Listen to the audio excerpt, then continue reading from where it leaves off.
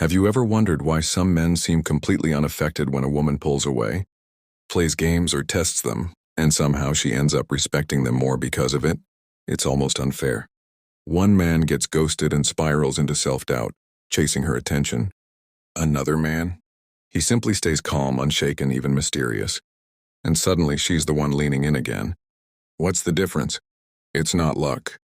It's not money. It's not even looks. It's something most women don't want men to know, because if men understood it, the power dynamic would shift entirely. And believe it or not, the blueprint for this was written nearly 2,000 years ago by a Roman emperor and a Marcus Aurelius, a man who ruled the mightiest empire on earth, yet wrote private notes to himself about staying grounded, staying disciplined, and never losing control of his own mind. These notes weren't written to impress anyone. They weren't meant to be read by the public. They were raw, personal reminders, the mental tools that kept him calm when the world expected him to break. Today we're going to look at 6 of Marcus Aurelius's most powerful suggestions that, when applied to modern relationships, change everything. If you understand them, truly understand them, you'll never chase validation again. You'll never be thrown off balance by someone's mood, and you'll become the kind of man women can't help but respect, even if they don't want to. Before we dive in, make sure to subscribe to the channel, hit like on this video, and stay with me until the end, because I'm not just going to tell you these 6 principles. I'm going to show you how they apply directly to the moments most men get wrong, and how living by them can change your love life forever. Now, let's go back in time. Marcus Aurelius didn't live in a dating app world. There were no DMs, no seen messages, no online games. But human nature? That hasn't changed. Men still struggled with the same emotions: fear of loss, craving approval, frustration when things didn't go their way. The difference was, Marcus had to master his emotions, because the stability of an entire empire depended on his composure. If he reacted impulsively, he could start wars, lose alliances, or destroy trust. And that's where our first lesson begins. 1. Master your mind before you lose it. Marcus Aurelius once wrote, "You have power over your mind, not outside events. Realize this and you will find strength." At first glance, it sounds simple. But think about how most men react when a woman pulls away, delays her reply, or starts giving colder energy. They panic. They start imagining the worst. They overanalyze every word of the last conversation, and in doing so, they hand over the most valuable thing they own, their mental state. Marcus understood that the man who loses control of his own mind becomes a slave to outside forces. In politics, that meant being manipulated by rivals. In love, it means being controlled by someone's approval or disapproval. Let me tell you a quick story. A friend of mine, Daniel, met a woman who completely knocked him off his feet. They went on 3 incredible dates. She laughed at his jokes, touched his arm, told him she felt different around him. Then met silence. Texts got shorter. Calls stopped.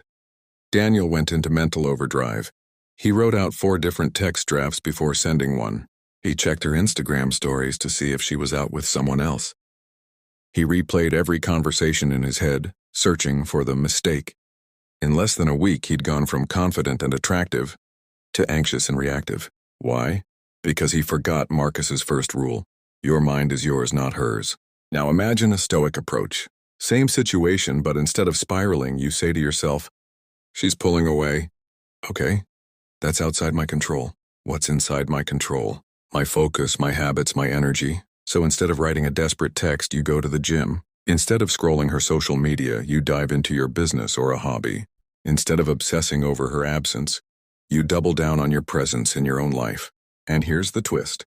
This shift not only keeps you from losing your self-respect, it often makes her more curious about you. Because women aren't used to a man who doesn't break under uncertainty, Marcus's suggestion here is clear. Control your internal state first. When you master your mind, you stop chasing peace in someone else's hands. And when you do that, the games, the tests, the hot and cold behavior, they lose their power over you. 2. Never let your value be borrowed. Marcus Aurelius wrote, "It never ceases to amaze me. We all love ourselves more than other people, but care more about their opinion than our own." Think about that for a second. How many times have you felt good about yourself? Maybe you had a productive day. You looked sharp, you were in a great mood, and until one person, maybe a woman you liked, didn't respond the way you hoped, suddenly that good mood evaporates. Your self-worth takes a hit. Not because you changed, but because you allowed your value to be borrowed from someone else's reaction. Marcus saw this as a dangerous trap. In his world, it could mean changing a political stance to win the favor of the Senate, or betraying his own ethics to gain public approval. In our world, for men in dating, it often looks like bending over backwards to keep a woman's interest on, even at the cost of your own standards. And here's the truth women don't say out loud. When your value depends on their approval, they lose respect for you. It's not because they're cruel. It's because it signals that your confidence is conditional, not real. Let me give you a modern example. Alex was the kind of guy who had his life together. Good job, fit social circle. Then he met Sarah. She was charming, unpredictable, and had a way of making him feel like the only man in the room. Sometimes, but on the days she was distant, Alex would spiral. He'd send extra texts to check in. He'd cancel plans with friends in case she wanted to hang out. He started subtly changing how he dressed, how he spoke, even what he liked, all to match her vibe. He didn't see it, but his identity was now in her hands. Marcus's advice for this is brutal but freeing. If your worth can be given to you, it can be taken from you. Your value has to be self-generated. That means the clothes you wear, the way you carry yourself, the choices you make, they're all rooted in what you respect, not what will get a certain reaction. And here's the kicker. When you no longer adjust your value to fit someone else's opinion, you automatically become more attractive, because confidence without dependency is magnetic. So Marcus's second suggestion is this. Guard your self-worth like an emperor guards his throne. It belongs to you and no one else gets to sit in that seat. Pass tests by refusing to play small. Marcus Aurelius once wrote, "The impediment to action advances action. What stands in the way becomes the way." Most men hear that and think about work, war, or personal goals. But here's what they miss. It applies just as much to relationships. Every man who's been around women long enough knows about tests. They can be subtle. A teasing remark to see how you react. A sudden shift to cold energy. A question designed to poke at your insecurity. Or they can be more direct. Canceling last minute to see if you'll chase harder. Comparing you to another man to see if you'll get jealous. These tests aren't always malicious. Often they're subconscious in a way of gauging whether your confidence is stable or situational. Now here's where most men fail. They either overreact or getting defensive, needy, or argumentative. Or they try to pass the test by proving themselves, which is just another form of approval seeking. Marcus's approach? He would use the test itself as a chance to demonstrate his steadiness.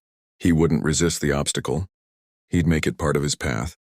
Let's put this into a modern example. Imagine she says something like, "You're probably talking to other girls, aren't you?" The insecure man panics. "No, I swear I'm not." He starts explaining himself, hoping to calm her down. The Stoic man? He smiles, maybe even chuckles, and says something like, "You're free to think whatever you like. No defensiveness, no chasing her approval. Just calm, confident detachment." The point is this. Tests aren't about the question. They're about your energy when answering. Marcus understood that when you stop trying to win the test, you automatically pass it. Because the real test is, will you remain grounded in who you are even if I push you? And when you do, the respect level rises. Desire less, command more. Marcus Aurelius wrote, "Very little is needed to make a happy life. It is all within yourself, in your way of thinking." In relationships, this is dynamite advice. Why? Because most men destroy attraction by over-investing their emotional energy too soon. When you need a woman to like you, you send a silent signal. "I have a gap in my life and I'm hoping you'll fill it." She might enjoy the attention at first, but deep down, women are drawn to men whose happiness isn't dependent on them. Men who have a full life before she enters it, and will have a full life if she ever leaves. Here's a modern example. Ethan meets a woman named Claire. She's stunning, magnetic, the kind of woman who turns heads. After one date, Ethan is hooked. He starts texting every morning, complimenting her endlessly, rearranging his schedule to be available whenever she's free. At first, Claire enjoys it. But quickly, she begins to sense something. Ethan's happiness is starting to depend on her responses. That's when she pulls back, not because she's cruel, but because it's human nature. When someone's need for you outweighs your need for yourself, the balance tips and the attraction fades. The Stoic man? He does it differently. He desires yes. He enjoys her company, yes, but his happiness was never for sale. His sense of self was never dependent on her reply.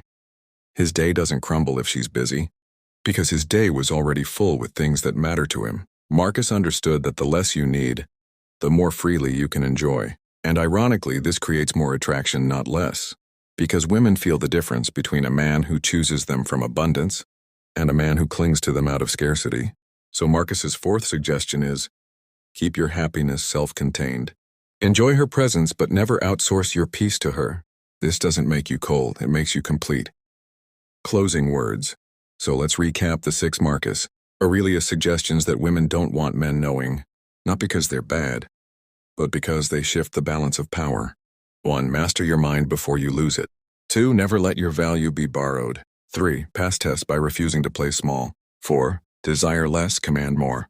5. Walk away before you beg to stay. 6. Live for the standard, not the outcome. Apply these and you'll stop chasing people who aren't meant for you and start attracting the kind of respect, connection, and love you deserve. With that said, thanks for watching, and until next time.